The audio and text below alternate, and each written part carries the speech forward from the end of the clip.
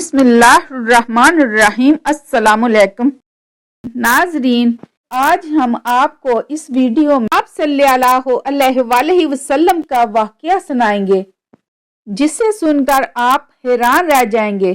ابن اسحاق بہقی اور ابن عساکر رحمت اللہ نے حضرت علی رضی اللہ تعالیٰ عنہ سے روایت نقل کی کہ میں نے رسول خدا صلی اللہ علیہ وسلم کو فرماتے سنا کہ میں نے جاہلیت کی رسوم بد اور لہو اولاد کی طرف کبھی بھی متوجہ نہیں ہوا سوائے 2 راتوں کے، اور ان 2 راتوں میں اللہ تعالیٰ نے مجھے بے خطا اور معصوم رکھا۔ ایک رات کا واقعہ تو یہ ہے کہ مکہ کے چند نوجوان اور میں یعنی آپ صلی اللہ علیہ وسلم اپنے گھر کی بکریوں کے ریوڑ میں تھے۔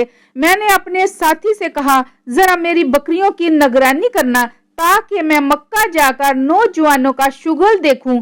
اس نے کہا، اچھا ٹھیک ہے۔ پھر میں آبادی کی طرف آیا اور پہلے ہی گھر میں موسیقی کی آواز میں نے سنی۔ پوچھا، یہ آواز کیسی ہے؟ کسی نے بتایا کہ شادی کا سلسلہ ہے۔ میں موسیقی سننے کے لیے بیٹھ گیا۔ اللہ تعالیٰ نے میرے کانوں کو تھپتھپایا اور میں سو گیا، حتیٰ کہ دوسرے روز سورج کی آمد پر اس کی شعاعوں نے مجھے بیدار کر دیا۔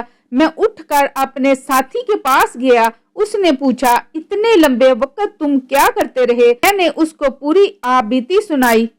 دوسری رات پھر میں نے اپنے ساتھی سے کہا کہ میری بکریوں کا خیال رکھنا کہ میں جا کر کچھ شغل کروں۔ اس نے اقرار کیا اور میں مکہ شہر کی طرف روانہ ہو گیا۔ یہاں آ کر میں نے موسیقی کی ویسے ہی آواز سنی جیسے میں نے گزشتہ رات سنی تھی۔ میں دیکھنے کے لیے بیٹھ گیا۔ پھر قدرت نے میرے کانوں کو تھپتھپایا اور میں سو گیا، یہاں تک کہ دوسرے دن دھوپ نے مجھے جگایا۔ پھر میں لوٹ کر اپنے ساتھی کے پاس آیا۔ اس نے پوچھا کہ تم نے کیا کیا؟ میں نے کہا، کچھ بھی نہیں، اور ساری صورتحال بتائی۔ اس کے بعد میں نے نہ کبھی ایسا ارادہ کیا اور نہ ہی مجھے کوئی رغبت ہوئی، یہاں تک کہ اللہ تعالیٰ نے مجھے نبوت سے سرفراز فرمایا۔ حضرت جابر رضی اللہ تعالیٰ عنہ سے روایت ہے کہ جب مکہ کی تعمیر ہوئی تو نبی صلی اللہ علیہ وسلم اور حضرت عباس رضی اللہ تعالیٰ عنہ پتھر اٹھا کر لانے لگے۔ حضرت عباس رضی اللہ تعالیٰ عنہ نے آپ صلی اللہ علیہ وسلم سے کہا کہ اپنا تہمد اتار کر کندھوں پر رکھ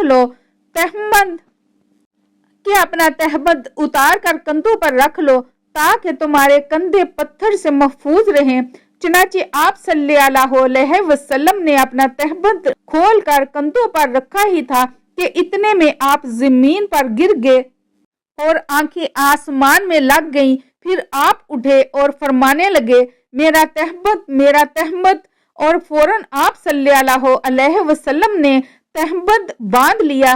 حضرت عباس رضی اللہ تعالیٰ عنہ فرماتے ہیں، اچانک آپ بے ہوش ہو کر گر پڑے۔ میں دوڑتا ہوا آیا تو آپ کی نگاہیں آسمان میں پیوست تھیں۔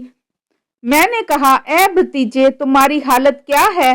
آپ صلی اللہ علیہ وسلم نے فرمایا، مجھے روک دیا گیا ہے کہ میں برہنہ ہو کر چلوں۔ اس کے بعد آپ صلی اللہ علیہ وسلم کبھی عریاں نہ ہوئے۔ حضرت عباس رضی اللہ تعالیٰ عنہ کہتے ہیں کہ میں نے آپ کی بات نوٹ کر لی اور اس کے بعد آپ کبھی عریاں نہیں ہوئے۔ اللہ نے آپ صلی اللہ علیہ وسلم کی رسالت کا اظہار کر دیا۔ اللہ پاک ہمیں دین کا پیروکار بنائے اور ہمیں نیکوکار میں شامل کرے، آمین ثم آمین۔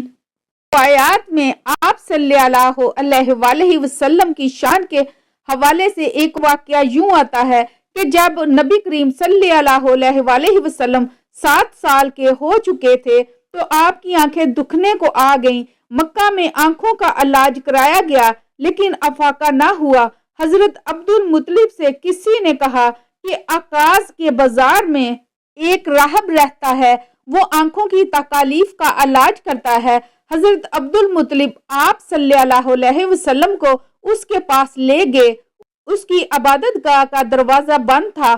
انہوں نے اسے آواز دی، राहब ने कोई जवाब ना दिया। अचानक इबादत गाह में शदीद जलजला आया। राहब डर गया कि कहीं इबादत खाना उसके ऊपर ना गिर पड़े, इसलिए एकदम बाहर निकल आया। अब उसने आप को देखा तो चौंक उठा। उसने कहा, ए अब्दुल मुत्तलिब, ये लड़का इस उम्मत का नबी है।